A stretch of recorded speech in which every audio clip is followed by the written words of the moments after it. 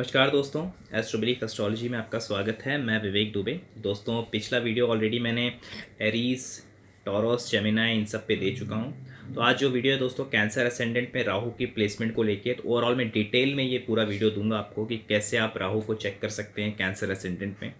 तो काफ़ी बातों को मैं आपको समझाता चलूँगा, आपको ध्यान देना है बस। आगे बढ़ने से पहले एक छोटी सी इन्फॉर्मेशन आपको दे देता हूँ दोस्तों। अगर आप मेरे इंस्टाग्राम प्रोफाइल पे विजिट नहीं किया है तो एक बार ज़रूर विजिट कीजिएगा। काफ़ी इंटरेस्टिंग और नॉलेजेबल पोस्ट मैं वहाँ पे शेयर करता हूँ डेली बेसिस पे। तो लिंक मैंने डिस्क्रिप्शन में दे रखी है। और भी जो वीडियो है like relationship, marriage astrology, foreign settlement को कैसे देखना है चार्ट में, या फिर वेल्थ को कैसे चेक करना है, प्रॉपर्टी को कैसे चेक करना है, हेल्थ को कैसे चेक करना है, इन सब चीज़ों विषयों से रिलेटेड वीडियोस आपको मेरे चैनल पे इजीली मिल जाएंगे। काफ़ी सारे मैंने डिस्क्रिप्शन में दे रखे हैं कैटेगरी वाइज, आप वहाँ से भी चेक कर सकते हो। अष्टक वर्ग, इन सारे विषयों पे वीडियोस आपको मिल जाएंगे। तो बात हो रही दोस्तों, टॉपिक पे आ जाता हूँ। बात हो रही है कैंसर असेंडेंट राहु, यानी राहु को कैंसर लग्न में उसकी सारी प्लेसमेंट को कैसे देखना है। तो दोस्तों, कुछ रूल्स, वीडियो का 20 मिनट जो है स्टार्टिंग का मिस मत कीजिएगा, क्योंकि 20 से 25 मिनट जो होगा आपको सारे रूल्स उसमें समझ में आ जाएंगे कि क्या क्या चीज़ें देखना है। क्योंकि क्या होता है, बहुत लोग उनका जिस भाव में राहु होता है डायरेक्टली वहाँ पे वो जंप कर जाते हैं और काफ़ी चीज़ें मिस हो जाएंगी कि क्या क्या देखना है। तो पहले आप समझ लीजिए मैं क्या बताना चाहता हूँ आपको। ये सारी चीज़ें मैंने यहाँ पे मेंशन की है, क्या क्या आपको चेक करना है। तो दोस्तों, सबसे पहले मेरे ब्लू टिक पे ध्यान देते चलिएगा। ये 3 रूल जो है बहुत इंपॉर्टेंट रूल हैं, इसे आप समझ लीजिएगा। उसमें से सबसे पहला रूल जो मैं कहूँगा कि सबसे इंपॉर्टेंट ये है, पहले इसको समझ लीजिएगा। यहाँ पे सूर्य और चंद्रमा की बात हो रही है, यानी कि condition and placement of sun and moon. यानी कि आपके कुंडली में सूर्य और चंद्रमा की स्थिति को देख लें। स्थिति को यानी कि वो अशुभ अवस्था में ना हो। अशुभ अवस्था यानी कि वो त्रिक भाव में ना हो दोस्तों, खास करके, और नीच की अवस्था में ना हो। मेरी बात को समझिएगा। अशुभ भाव में और त्रिक, अशुभ भाव यानी कि 6, 8, 12 को अशुभ माना जाता है। उसमें से 8वें भाव को ज़्यादा जोर दिया जाता है क्योंकि चंद्रमा के लिए ज़्यादा खराब माना जाता है। इवन 6th हाउस भी खराब है, 12th हाउस भी खराब है चंद्रमा के लिए। और उसके बाद स्कॉर्पियो राशि, 8 नंबर की जो साइन होती है स्कॉर्पियो, उसमें चंद्रमा नीच का हो जाता है। तो इन सब साइन में चंद्रमा नहीं होना चाहिए। सन की बात मैं करूँ दोस्तों, तो सन के लिए भी मैं ये इन सारे क्षेत्र में यानी त्रिकभाव में सूर्य ना हो तो अच्छा है। और सूर्य तुला राशि में नीच का होता है तो यहाँ पे ना होनी चाहिए। तो सूर्य और चंद्र की प्लेसमेंट को पहले आप समझ लीजिए। सूर्य और चंद्र आपके कुंडली में विशेषता अच्छी होनी चाहिए। और दूसरी चीज़, चंद्र दोस्तों बहुत ध्यान दीजिएगा, बिकॉज चंद्र इस कुंडली का लग्नेश भी है, आपको बता दूं। क्योंकि ये जो इसके लग्न के मालिक हैं वो चंद्र देवता हैं। तो सूर्य की प्लेसमेंट, चंद्र की प्लेसमेंट को आपको ऐसे समझना है। चंद्र दोस्तों पक्ष बल के हिसाब से अगर आप देखोगे तो अगर आपका शुक्ल पक्ष का चंद्र होगा तो ज़्यादा पावरफुल माना जाता है, स्ट्रांग माना जाता है। और अमावस वगैरह अमावस वगैरह के करीब का अगर आपका चंद्र होगा तो आपके चंद्र को वीक भी माना जाता है। तो ऐसी कुछ अवस्था है, पहले इस चीज़ को समझ लीजिए। सूर्य और चंद्रमा आपके कुंडली में जितने मजबूत होंगे उतना ही राहु का बुरा इफेक्ट आपके जीवन में कम रहेगा। और सूर्य और चंद्रमा जितने ही ज़्यादा कमज़ोर या त्रिक भाव में, जैसे मैंने बताया ये सारे भाव जो हो गए, और उनकी नीच की साइन, जैसे कि ये हो गया चंद्रमा के लिए नीच यहाँ पे होते हैं, तुला में सूर्य नीच के हो जाते हैं। तो ऐसे कुछ साइन में अगर ये लोग हैं, या फिर राहु केतु के साथ ही बैठे हैं, तो ये एफ्लिक्टेड हो गए, ये कमज़ोर हो जाते हैं। बता दूं आपको, इवन राहु का एस्पेक्ट भी है चंद्रमा पे या सूर्य पे, एस्पेक्ट भी पड़ रही है तो भी कहीं ना कहीं वीक हो जाता है ये। तो इन सब चीज़ों को आपको पहले देखना है कि सूर्य और चंद्रमा आपकी कुंडली में स्ट्रांग होने चाहिए। ये पहला रूल आप समझ लीजिए। इसके बाद आपको इस पे ध्यान देना है, प्लैनेट्स कॉम्बिनेशन फ्रॉम साइन। कहने का मतलब ये है, जिस भी राशि में राहु बैठेगा, राहु जिस भी राशि में बैठेगा, मान लीजिए एग्जाम्पल के तौर पे यहाँ बैठा है तीसरे भाव में। एग्जाम्पल के मैं आपको पूरा स्टार्टिंग से बताऊंगा। फिलहाल सपोज करिए यहाँ पे बैठा है तो यहाँ पे 6 नंबर लिखा हुआ। 6 नंबर कन्या राशि होती है, यानी कि बुध की साइन हुई थी इसके, क्योंकि कन्या राशि के स्वामी जो होते हैं वो बुध देवता होते हैं, मर्कुरी होता है। तो मर्कुरी की प्लेसमेंट देखनी है, वो अच्छी होनी चाहिए। मर्कुरी की प्लेसमेंट 6, 8, 12 में ना हो, और जो नीच की साइन मीन में वो नीच के हो जाते हैं, डेबिलिटेड हो जाए, वहाँ पे वो ना हो। दूसरी चीज़, राहु केतु के साथ ही ना बैठे हों, ठीक है, ये चीज़ आपको ध्यान देनी होगी, ठीक है। तो ये पहले साइन को ऐसे देखना है, साइन का जो लॉर्ड है वो अच्छी अवस्था में हो, त्रिक भाव में ना हो, ये स्पेशली ध्यान देना है। उसके बाद लास्ट जो आपको देखना है, ये बहुत इंपॉर्टेंट है, नक्षत्र राहु किस कौन से नक्षत्र में है, जिस भी प्लैनेट के नक्षत्र में होगा, नक्षत्र देखिए उस नक्षत्र का स्वामी ग्रह होगा। जैसे कि यहाँ पे मान लीजिए मैंने कहा राहु बैठा है, तो यहाँ पे जो प्लैनेटरी नक्षत्र पड़ेंगे दोस्तों वो पड़ेंगे सूर्य के, चंद्रमा के और मंगल के पड़ेंगे कन्या राशि में। तो सूर्य, मान लीजिए सूर्य के नक्षत्र में यहाँ पे बैठा हुआ है तो आपको सूर्य की प्लेसमेंट देखनी है, अगर चंद्र के नक्षत्र में बैठा है तो चंद्र की प्लेसमेंट देखनी है, या फिर मंगल के नक्षत्र में बैठा है तो मंगल की प्लेसमेंट देखनी। ठीक है, तो ये 3 रूल बहुत इंपॉर्टेंट है, आपको सब मैं इसके बारे में बता रहा हूँ। और याद रखिए, जब भी राहु 2 त्रिक भाव से संबंध बना लेगा, कहने का मतलब 6-12 से संबंध बना लिया उसने, या सॉरी 6-8 से संबंध बना लिया, या फिर 6-12 से बना लिया, या 12-8 से बना लिया, या मतलब कोई भी 2 त्रिक भाव, यानी कि इसको त्रिक भाव बोलते हैं। 6-8-12 को त्रिक स्थान, दुस्थाना हाउस भी कहा जाता है, क्योंकि इसमें बहुत सारी जो ऐसी चीज़ें हैं जो हम नहीं चाहते कि हमें जीवन में डील करना पड़े, इस वजह से। तो इसमें कोई भी प्लैनेट दोस्तों, यानी कि कहने का मतलब ये है कि त्रिक भाव, आपको बहुत ध्यान देना, राहु जब भी 2 त्रिक भाव से संबंध बना लेगा तो वो आपके लिए बहुत ज़्यादा घातक सिद्ध होगा। दशा अंतरदशा उसकी कभी अच्छी नहीं जाएगी। अगर वो 2 त्रिक भाव से संबंध बनाता, अगर 1 से बनाता है तो कोई दिक्कत नहीं, लेकिन 2 त्रिक भाव से उसके संबंध बन गए राशि या नक्षत्र के द्वारा या फिर कंजंक्शन के द्वारा, तो ये तकलीफदायक हो जाता है। अब स्टार्ट करता हूँ दोस्तों मैं पूरा। तो फर्स्ट हाउस में स्टार्ट करूँगा। सपोज आपका राहु पहले भाव में है, यानी कि फर्स्ट हाउस में आपका राहु लग्न में बैठा हुआ है।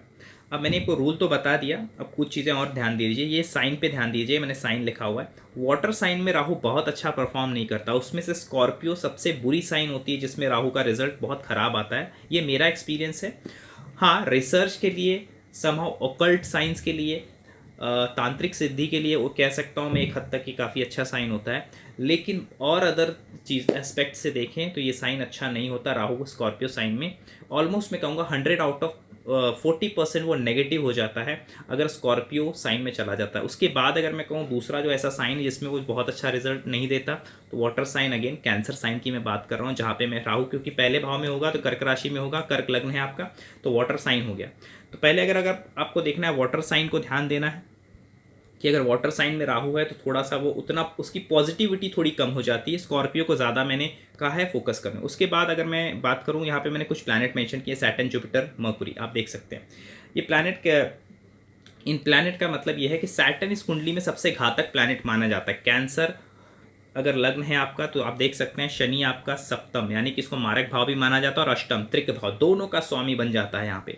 तो इस कर्क लग्न में शनि को काफ़ी घातक माना जाता है जब तक उसकी प्लेसमेंट अच्छी ना हो। खास करके अगर उसकी प्लेसमेंट ख़राब है तो बहुत बार वो बहुत बुरे रिजल्ट देते हुए आपको दिखेगा। इसको यूज़ करने कैसे करना है मैं समझा दूंगा आपको। उसके बाद दूसरा जो प्लैनेट है वो मर्कुरी, आप देखेंगे उसे मैंने क्रॉस किया हुआ है।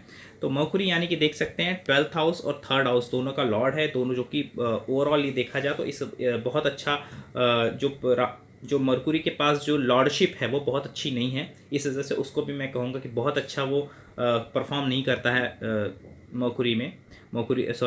कर्क लग्न में।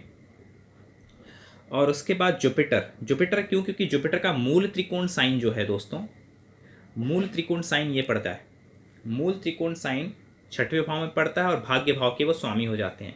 क्योंकि 6th हाउस में उनका मूल त्रिकोण साइन पड़ता है तो हमें ये इग्नोर नहीं करना चाहिए कि 6वां भाव बृहस्पति का है, तो बृहस्पति 6वें भाव का रिजल्ट भी देंगे।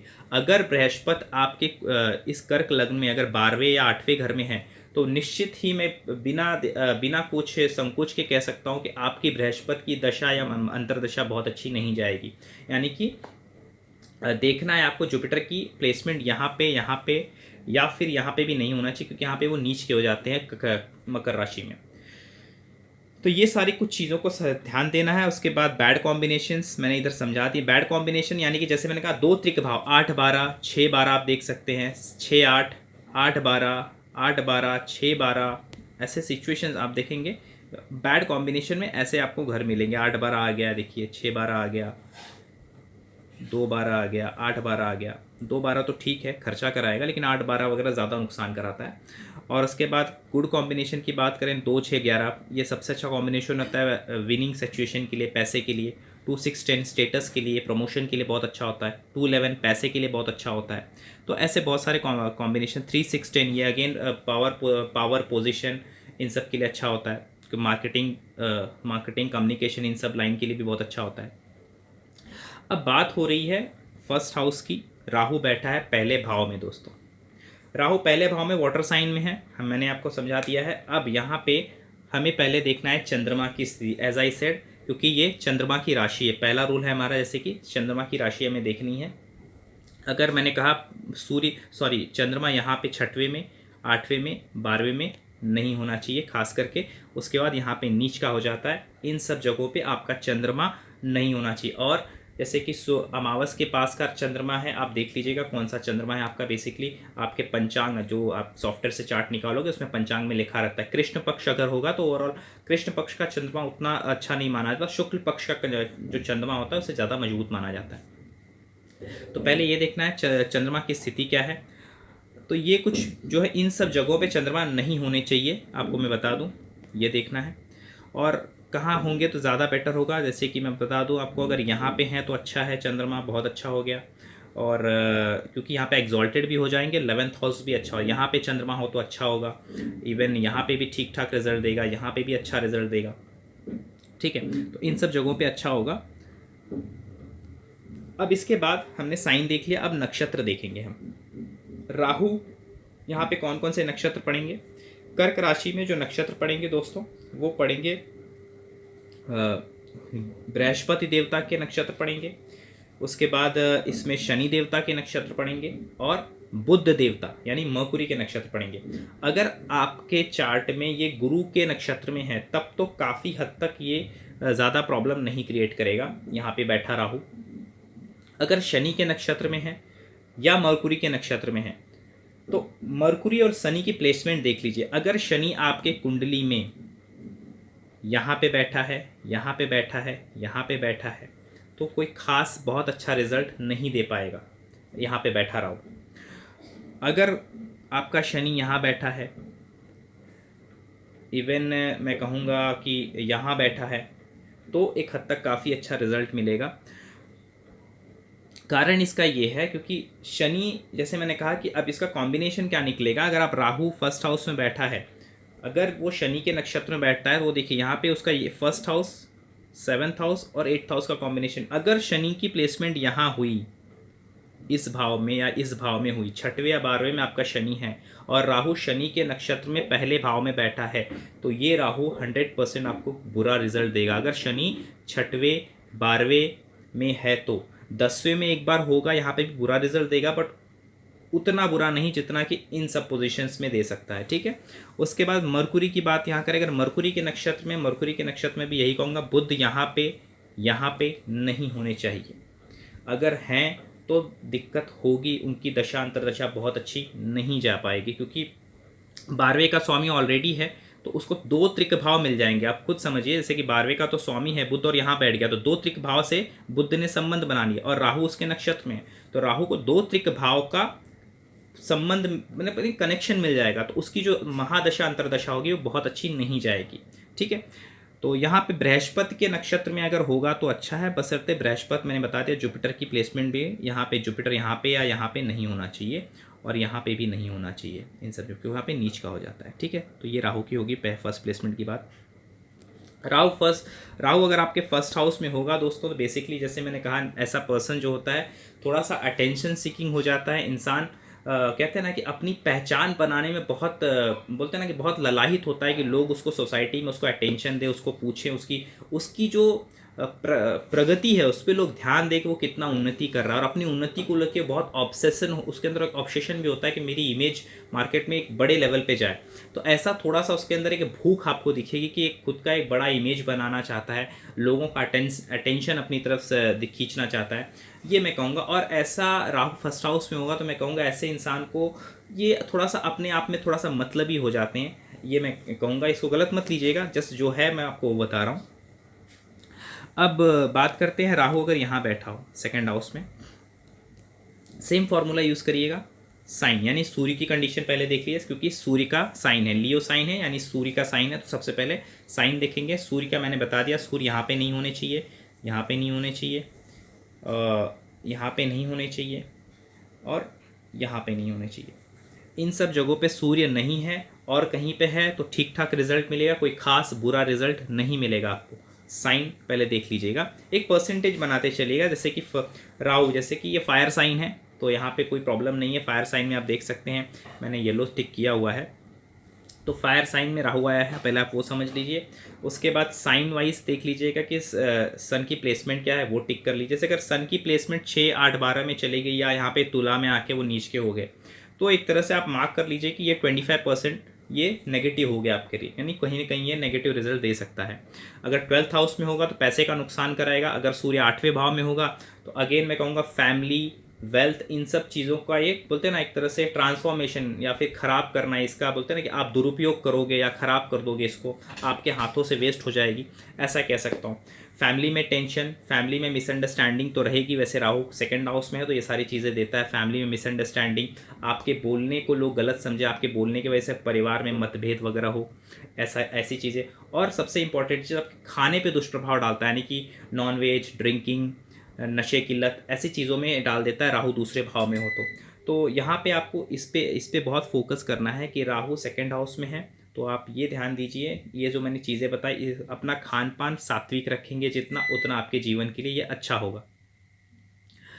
और अब आपको देखना है, जैसे मैंने बता दिया नक्षत्र साइन, मैंने साइन का बता दिया। पहले सूर्य की प्लेसमेंट देख लेनी है आपको, उसके बाद हम नक्षत्र देखेंगे दोस्तों। नक्षत्र की बात मैं करूँ तो यहाँ पे जो नक्षत्र पड़ेगा वो केतु का नक्षत्र पड़ेगा, शुक्र देवता का नक्षत्र पड़ेगा और सूर्य देवता का खुद का नक्षत्र भी पड़ेगा यहाँ पे। तो अगर केतु के नक्षत्र में है तब तो अच्छा नहीं है। यहाँ पे अगर केतु के नक्षत्र में है तो क्योंकि केतु यहाँ पे होगा तो 8th हाउस का संबंध उसको मिल जाएगा। केतु के नक्षत्र में अगर यहाँ पे बैठा हुआ है राहु तो अच्छा नहीं है। अगर शुक्र के नक्षत्र में है तो एक हद तक काफ़ी अच्छा रिजल्ट होगा, बशर्ते शुक्र जो है दोस्तों नीच का ना हो। शुक्र जो यहाँ इस साइन में नीच का हो जाता है, शुक्र आपका तीसरे भाव में ना हो यानी नीच का ना हो तो अच्छा है। शुक्र बाकी कहीं पे भी होगा तो आपको रिजल्ट अच्छा ही मिलेगा, बस शुक्र यहाँ पे ना हो, इस भाव में। और 12वें और 8वें भाव में अगर शुक्र नहीं है, इन दो भाव में नहीं होना चाहिए वीनस आपका। और राहु अगर शुक्र के नक्षत्र में बैठा हुआ है दूसरे भाव में और सूर्य की कंडीशन अच्छी है तो यहाँ पे बैठा राहु आपको अच्छे रिजल्ट देगा, पैसा, धन, संपत्ति सब कुछ देगा। लेकिन अगेन फैमिली वाला जो इशू मैंने बताया, ड्रिंकिंग हैबिट्स, ईटिंग हैबिट्स को ख़राब करना, ये वो ज़रूर करेगा, तो इसको लेके आपको सावधान रहना पड़ेगा। अब आ जाते हैं Rahu third house. Rahu third house, again same formula friends. Sign किसका है मैंने बताया आपको, ये मरकुरी का साइन है। मरकुरी की प्लेसमेंट यहाँ पे नहीं होनी चाहिए, राहु केतु के साथ में भी नहीं होना चाहिए, ठीक है। तो ये दो जगह पे अगर मरकुरी नहीं है, मरकुरी अगर यहाँ पे है तो बहुत अच्छा है, यहाँ पे है तो बहुत अच्छा है। मरकुरी इवन यहाँ पे बहुत अच्छा रिजल्ट देगा, यहाँ पे भी ठीक ठाक रिजल्ट देगा। फर्स्ट हाउस में होगा तो भी ओके रिजल्ट देगा, बहुत बुरा भी नहीं बहुत ख़राब भी नहीं, ठीक ठाक रिजल्ट देगा। विदेश वगैरह के लिए अच्छा हो जाएगा, फॉरेन सेटलमेंट वगैरह के लिए। लेकिन जहाँ पे मैंने कहा यहाँ पे और यहाँ पे मरकुरी नहीं होना चाहिए, ठीक है।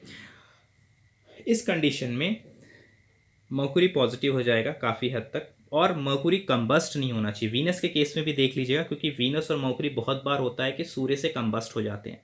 तो कंबस्शन जो हो रहा है, कंबस्शन यानी कि एटलीस्ट 7 डिग्री से बिलो का ना हो। अगर 7 डिग्री से बिलो कंबशन चला जाता है तो ये बोलते हैं ना कि उस प्लैनेट की जो ताकत है वो पूरी तरह से नष्ट हो जाती है। तो कंबशन ज़रूर देख लीजिएगा प्लैनेट का। तो मरकुरी का हमको ये साइन देख लेना है। उसके बाद नक्षत्र की बात आएगी दोस्तों। अगेन यहाँ पे जो नक्षत्र पड़ेंगे, नक्षत्र यहाँ पे सूर्य, चंद्रमा और मंगल के पड़ेंगे। सूर्य, चंद्रमा और मंगल के नक्षत्र पड़ेंगे। सूर्य का मैंने आपको समझा दिया है कई बार, बार मैं रिपीट नहीं करूँगा दोस्तों की वीडियो बड़ा हो जाएगा। क्योंकि सूर्य की प्लेसमेंट में मैंने आपको बताई यहाँ पे नहीं होनी चाहिए, सूर्य की प्लेसमेंट यहाँ पे नहीं होनी चाहिए। 6, 8, 12 और चौथे भाव में, जहाँ पे 7 नंबर लिखा आपका चौथा भाव है, जहाँ पे 3 नंबर लिखा आपका 12वां भाव है, जहाँ पे 11 नंबर लिखा आपका 8वां भाव है, जहाँ पे 9 नंबर लिखा है वो आपका 6वां भाव है। तो इन सब जगहों पे नहीं होना चाहिए सूर्य, ठीक है। तो सूर्य को देख लीजिएगा, क्योंकि सूर्य के नक्षत्र में अगर है तो आपको सूर्य का नक्षत्र देखना होगा। चंद्र के नक्षत्र में होंगे तो चंद्र को देख लेना। चंद्र की प्लेसमेंट भी मैंने आपको स्टार्टिंग में समझा दी। चंद्र नहीं होना चाहिए, 6, 8, 12 में नहीं होना चाहिए, और जो उनका नीच का साइन है स्कॉर्पियो चंद्र, यहाँ पे नहीं होनी चाहिए। इसके बाद यहाँ पे जो साइन बचती है मंगल की, अगर मार्स के नक्षत्र में यहाँ पे है तो रिजल्ट कोई खास बुरे नहीं होंगे, लेकिन याद रखिए मार्स आपका इस हाउस में या लग्न में या मैं कहूँगा यहाँ पे नहीं होना चाहिए, सॉरी यहाँ पे नहीं होना चाहिए 12th हाउस में। फर्स्ट हाउस, 8th हाउस, पहले 8वें और 12वें भाव में मंगल नहीं होना चाहिए। अगर है तो थोड़ा सा रिजल्ट नेगेटिव हो सकता है। अदरवाइज अगर मंगल के नक्षत्र में है और मंगल इन सब जगहों पे नहीं है जहाँ मैंने ये राउंड किया है, इन सब जगहों पे नहीं होना चाहिए, इन सब जगहों पे नहीं है और कहीं पे भी प्लेस्ड है आपका मंगल, तो राहु आपका यहाँ पे बैठा हुआ राहु रिजल्ट अच्छा देगा। खास करके अगर मंगल आपका यहाँ पे बैठा है तो बहुत ही अच्छा रिजल्ट देगा, क्योंकि मंगल यहाँ पे एक तरह से एग्जॉल्टेड हो जाता है, उच्च का माना जाता है। और इन सब जगहों पे इन सब जगहों पे ये मंगल की अपनी साइन हो जाती है और यहाँ पे बैठेगा तो ये गेन का भाव है, बहुत अच्छा भाव है, तो इन सब जगहों पे बैठेगा तो बहुत ज़्यादा पॉजिटिव हो जाएगा। और जो नेगेटिव भाव था मैंने आपको समझा दिया मंगल, और आगे जब मैं मंगल की बात करूँगा तो इस प्लेसमेंट को ध्यान रखिएगा कि मंगल कहाँ पे पॉजिटिव कहाँ पे नेगेटिव, जो मैंने अभी आपको समझा दिया। अब हाँ, एक छोटा सा चीज़ मैं आपको बता देता हूँ, राहु 3rd हाउस में अच्छा रिजल्ट देता है, बेसिकली बुरा रिजल्ट नहीं देता है। हाँ, छोटे भाई बहनों से या फिर आपके पड़ोसियों से कहीं ना कहीं अनबन कराता है, कहीं ना कहीं थोड़ा सा ये डिस्टर्बेंस देता है इन सारी चीज़ों में, जो कि रिश्ते नाते होते हैं जो 3rd हाउस से देखे जाते हैं। और कहीं ना कहीं ये राहु अगर यहाँ बैठेगा तो मैं कहूँगा कि दोस्तों ये हर एक मायने में, यानी कि आपको आपकी रिस्क टेकिंग एपेटाइट बढ़ा देगा, यानी कि आपके अंदर ज़्यादा से ज़्यादा हिम्मत करने की होगी। ऐसा आदमी communication, business line, marketing, software industry, इन सब चीज़ों में बहुत अच्छा कर सकता है।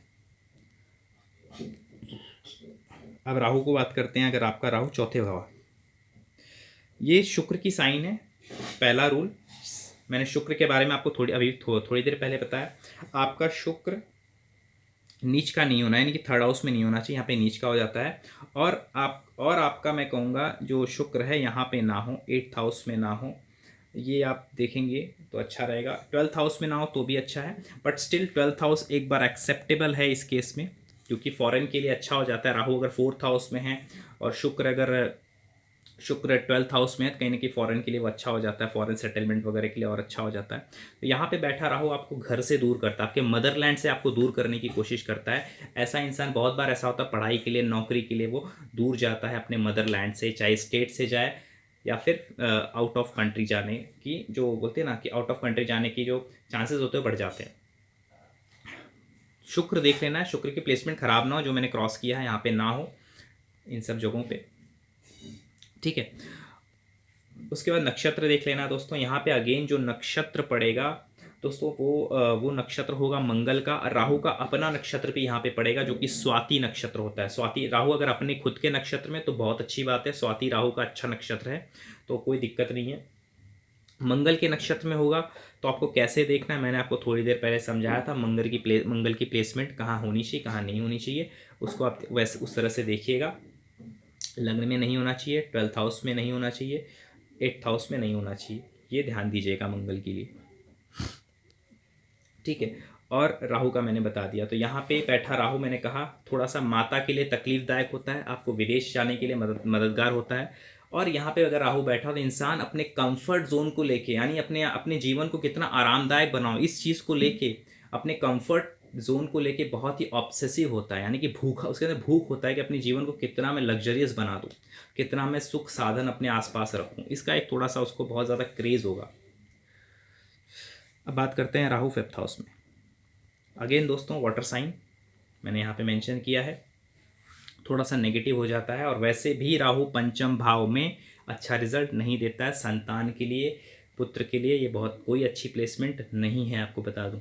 यहाँ पे बैठा राहु इंजीनियरिंग या फिर कोई भी साइंटिफिक स्टडी, एनालिटिकल स्टडीज़ के लिए बहुत अच्छा होता है, इंट्यूशनल बिजनेस के लिए अच्छा होता है, शेयर मार्केट के लिए एक हद तक अच्छा होता है।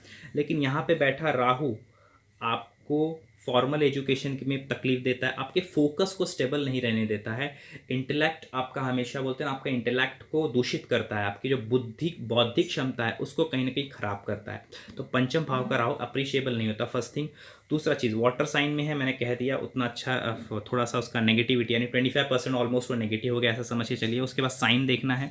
साइन ऑब्वियसली मंगल का है, तो मार्स को चेक कैसे करना है मैंने आपको बता दिया है। मंगल की स्थिति देख लीजिएगा। मंगल फिर से बता दे रहा हूँ, यहाँ यहाँ और यहाँ पे नहीं होने चाहिए, यानी कि 8वें 12वें और पहले घर में नहीं होने चाहिए, तो अच्छा होगा। और कहीं पे भी हो तो रिजल्ट अच्छे आएंगे, और बहुत बढ़िया रिजल्ट, मैंने कहा 10th हाउस 11th हाउस या 7th हाउस में होंगे तो बहुत अच्छे रिजल्ट मिलेंगे। 7th हाउस में थोड़ा दिक्कत हो सकती है, मैरिज को लेकर थोड़ा परेशानी क्रिएट कर सकते हैं, लेकिन ओवरऑल सिचुएशन अच्छी रहेगी।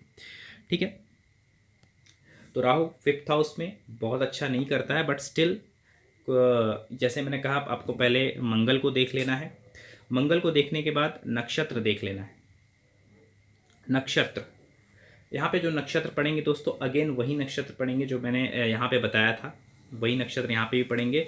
यानी कि यहाँ पे बृहस्पति देवता यानी जुपिटर का नक्षत्र पड़ेगा, बुध देवता का, सॉरी शनि देवता और बुध देवता का नक्षत्र पड़ेगा। तो शनि की प्लेसमेंट ध्यान दीजिएगा। शनि मैं फिर से समझा रहा हूँ, शनि 12वें 6वें में नहीं होना चाहिए। सैटर्न आपका शनि जो है 12वें 6वें इवन 8वें में भी ना हो तो अच्छा होगा। ऐसे जगहों पे नहीं हो। यहाँ पे शनि नीच का हो जाता है इस साइन में, इसलिए यहाँ इसको भी मैं क्रॉस कर रहा हूँ। तो इन सब जगहों पे शनि ना हो तो बहुत अच्छा है। शनि के अगर नक्षत्र में बैठा हुआ है राहु पंचम भाव में, और शनि की प्लेसमेंट अगर जो मैंने कहा वहाँ पे है तो बहुत ज़्यादा ख़राब है, और कहीं पे है तो ठीक ठाक है। बहुत अच्छी पोजीशन तो वैसे भी नहीं है राहु की यहाँ पे 5th हाउस में। अब इसके बाद अगर मैं बात करूँ मरकुरी की, बुध देवता की, बुध देवता के बारे में भी बता चुका हूँ। बुध आपका यहाँ पे 6th और 8th में नहीं होना चाहिए, और बुध यहाँ पे नीच के हो जाते हैं इस साइन में, यहाँ पे भी नहीं होने चाहिए। मीन राशि में बुध नीच के हो जाते हैं। 9th हाउस में बुध ना हो तो अच्छा है। हाँ, हालांकि फॉरेन के लिए ये भी अच्छा, ये कनेक्शन अच्छा हो जाता है अगर यहाँ पे बैठें इस 9th हाउस में, लेकिन स्टिल नहीं हो तो अच्छा है। सिर्फ एक फ़ायदे के लिए बाकी सारे बोलते हैं ना जीवन के तकलीफ़ क्यों झेलना, इसलिए मैं कह रहा हूँ। तो यहाँ पे मैंने समझा दिया आपको कैसे देखना है। 5th हाउस का राहु चाइल्ड बर्थ के लिए काफ़ी तकलीफ देता है, एजुकेशन के लिए थोड़ा दिक्कत देता है, और यहाँ पे बैठा बस ये राहु एक ही चीज़ अच्छा करता है, थोड़ा सा इंट्यूशनल पावर अच्छा कर देता है। शेयर मार्केट वगैरह के लिए थोड़ा सा इंसान का दिमाग अच्छा चलता है कह सकते हैं 5th हाउस में। और वाटर साइन है तो थोड़ा सा उसके लिए भी मैं बहुत सपोर्ट नहीं करूँगा कि यहाँ पे बैठा राहु बहुत अच्छा इंट्यूटिव पावर दे पाएगा। अब बात करते हैं 6th हाउस।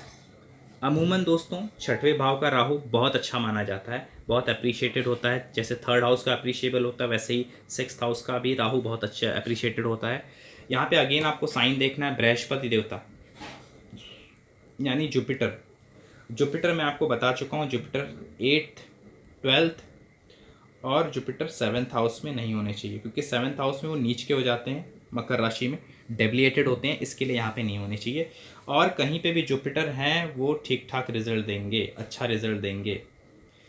यहाँ पे भी अवॉइडेबल हो तो अच्छा होगा यहाँ पे, क्योंकि 3rd हाउस में जुपिटर बहुत अच्छा रिजल्ट नहीं दे पाते। बाकी सब जगह यहाँ मैंने राइट टिक किया, उन सब जगहों पे वो अच्छा रिजल्ट देंगे।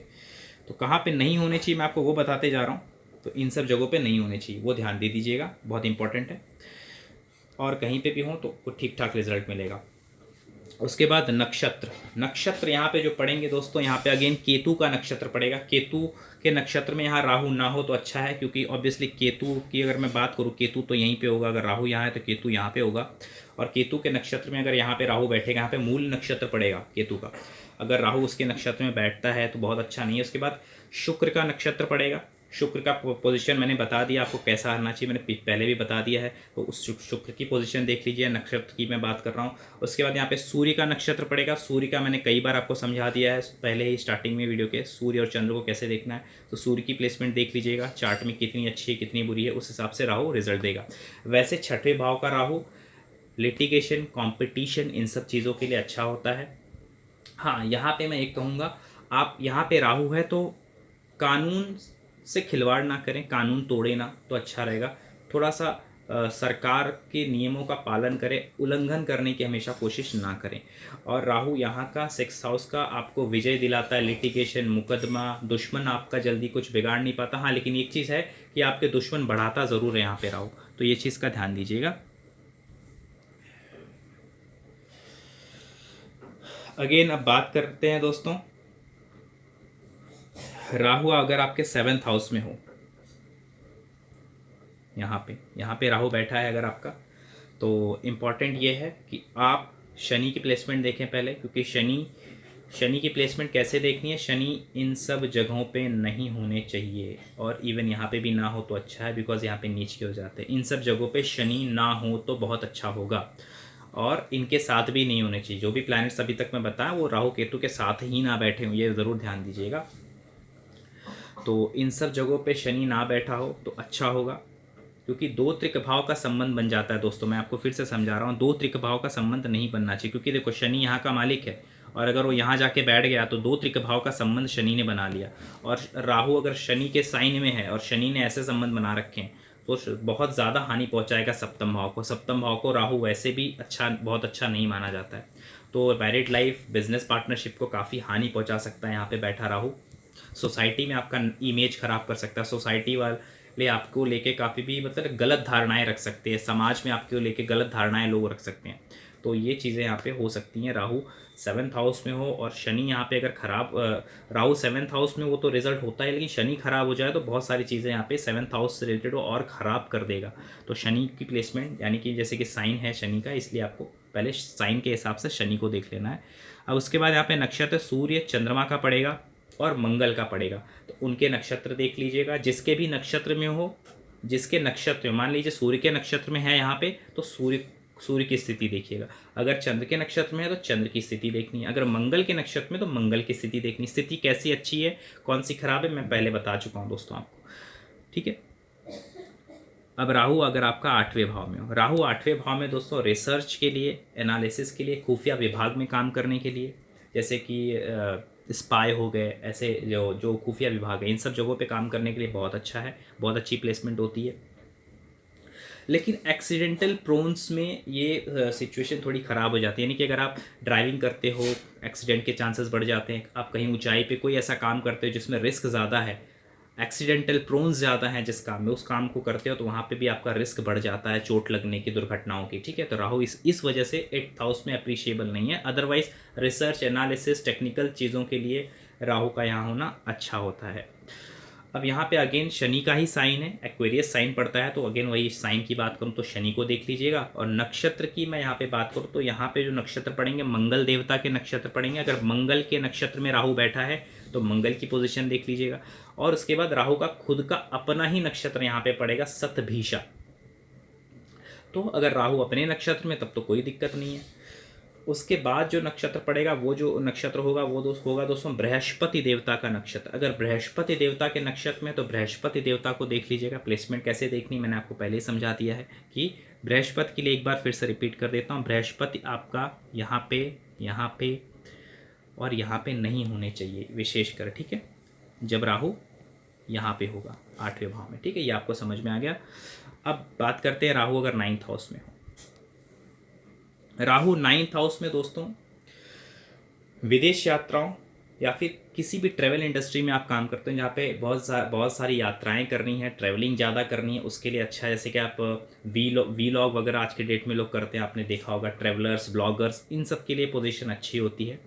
अगेन यहाँ पे बैठा राहु थोड़ा सा बोलते हैं गुरुओं से या फिर पिता से थोड़े रिलेशन ख़राब करता है। गुरुओं से इंसान बोलते हैं उसके जो लाइफ के गुरुज होते हैं, ऐसा गुरु आपको मिल सकता है जो आपको बोलते हैं ना कि आपके जीवन में, मैं गुरु नहीं कहूँगा, ऐसे लोग आपको मिल सकते हैं जो आपको गलत गाइडेंस दे, आप गलत लाइन में चले जाओ। आप ऐसे लोग को आप बोलते हैं ना कि आप ऐसे लोग से आप सलाह लेना, आपको कभी भी सलाह अच्छे लोगों से लेनी चाहिए जो उस फील्ड में एक्सपीरियंस्ड हो, जो आपको बोलते हैं ना जो आपका भला चाहते हो, ऐसे लोगों से आपको सलाह लेना चाहिए। तो खास करके मैं तो कहूँगा माता पिता या फिर जिस फील्ड में आप जाना चाहते हो उस फील्ड से रिलेटेड कोई आपका हितैषी हो तो उससे आप हमेशा सलाह लीजिए। क्योंकि कोई राहु अगर 9th हाउस में, बहुत बार ऐसा होता है कि इंसान गलत सलाह मान लेता है लेकिन अच्छे सलाह जो दे रहा है उसकी बात वो जल्दी नहीं मान पाता है और बाद में फिर वो परेशानी को भुगतता है। तो ये पहली तो राहु 9th हाउस की बात हो गई। अब इसको चेक कैसे करना है, पॉजिटिव नेगेटिव साइन देख लीजिएगा। अगेन जुपिटर का साइन है पाइसेस, जल राशि अगेन पड़ जाती है, थोड़ा नेगेटिव हो जाता है, बट स्टिल जुपिटर को देख लीजिएगा। जुपिटर की प्लेसमेंट मैंने समझा दी है। उसके बाद यहाँ पे दोस्तों नक्षत्र की बात मैं करूँ तो नक्षत्र वही बृहस्पति देवता, शनि देवता और बुध देवता के नक्षत्र में, जिसके भी नक्षत्र में राहु बैठा है उसकी प्लेसमेंट देख लीजिएगा। कैसी है। मंगल मान लीजिए बुध के नक्षत्र में है तो बुध की प्लेसमेंट देख लीजिए, शनि के नक्षत्र में तो शनि की प्लेसमेंट देख लीजिए, या बृहस्पति के ही प्लेसमेंट में है तो बृहस्पति की प्लेसमेंट देख लीजिए, क्योंकि बृहस्पति की प्लेसमेंट यानी जुपिटर की प्लेसमेंट तो आपको वैसे भी देखनी, क्योंकि साइन ही जुपिटर का है, ठीक है। और यहाँ के कारक भी जुपिटर होते हैं, और यहाँ पे जुपिटर की प्लेसमेंट बहुत मैटर करती है, उस जुपिटर की प्लेसमेंट आपको देखनी पड़ेगी। और यहाँ का बैठा राहु जो होता है, क्योंकि 5th हाउस को भी अफेक्ट करता है 9th एस्पेक्ट से अपने, तो वो ज़रूर देखिएगा बृहस्पति की दृष्टि, ठीक है। अब बात करते हैं Rahu 10th house. 10th house का राहु दोस्तों अच्छा रिजल्ट देता है। यहाँ पे देख लीजिए राहु, अगर यहाँ पे अगर राहु केतु के नक्षत्र में भी है तो कोई खास बुरा रिजल्ट नहीं देगा। अक्सर मैं अभी तक जो भी आपको बताया हूँ वहाँ पे केतु के अगर नक्षत्र में होता है तो हम नहीं, बट यहाँ पे केतु क्योंकि सामने होगा, 4th हाउस से कनेक्शन अगर राहु बनाता भी है 4-10, इट्स नॉट बैड, तो कोई खास तकलीफ नहीं है। अगर यहाँ पे केतु के नक्षत्र में, बिकॉज यहाँ पे अश्विनी नक्षत्र पड़ेगा केतु का, फिर शुक्र का भरणी और सूर्य का नक्षत्र पड़ेगा केतु, यानी कि केतु शुक्र और सूर्य का नक्षत्र यहाँ पे पड़ेगा 10th हाउस में।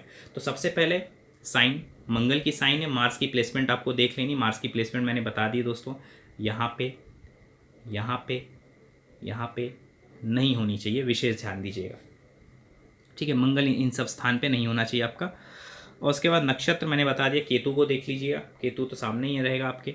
उसके बाद आपको अगर शुक्र के नक्षत्र में बैठा है तो शुक्र को देख लीजिएगा, शुक्र कहाँ पे है आपको मैंने और पहले ही समझा दिया कि शुक्र की प्लेसमेंट कहाँ होनी चाहिए नहीं होनी चाहिए, मैंने बताया आपको।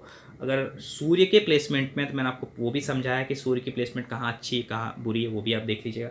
अब बात करते हैं राहु 10th हाउस में है तो क्या रिजल्ट है। राहु 10th हाउस में है और मंगल की प्लेसमेंट मान लीजिए यहाँ पे है, 11th हाउस में है या फिर यहाँ पे है, तो बहुत अच्छा रिजल्ट मिलेगा आपको बताऊँ, बहुत ज़बरदस्त रिजल्ट मिलेगा। बहुत ऐसा इंसान बहुत ग्रो करेगा अपने जीवन में, और sudden fame, high authority position, सारे चीज़ वो अचीव करेगा लाइफ में।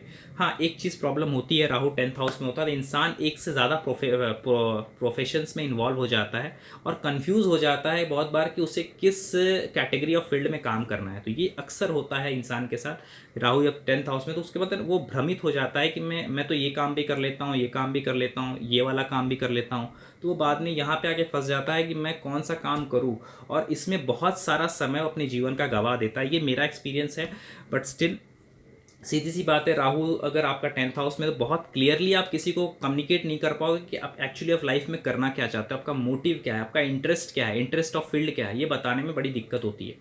तो राहु यहाँ पे है तो मैं कहूँगा फोकस्ड रहिए, क्या करना है उसको लेके बहुत क्लियर रहिए लाइफ में अगर आगे जाना है तो। राहु अगर यहाँ बैठा हो 11th हाउस में बात करते हैं, 11th हाउस का राहु है दोस्तों, अगेन सबसे पहली बात तो 11वें घर का राहु बहुत अच्छा माना गया है, क्योंकि डिज़ायर्स, इच्छा पूर्ति, काम का घर माना जाता है, काम की पूर्ति करने के लिए बहुत अच्छा घर है। तो राहु यहाँ पे बैठा अच्छा रिजल्ट देता है, क्योंकि टॉरस साइन है, टॉरस साइन वेल्थ को दर्शाती है, पैसे को दर्शाती है, लग्जरी को दर्शाती है। तो राहु यहाँ पे है तो एक अच्छा रिजल्ट देता है, बशर्ते शुक्र की प्लेसमेंट खराब ना हो, यहाँ पे ना हो, क्योंकि साइन देखना है, क्योंकि शुक्र का साइन है ये, यहाँ पे ना हो, यहाँ पे ना हो, यहाँ पे ना हो, देख लीजिएगा।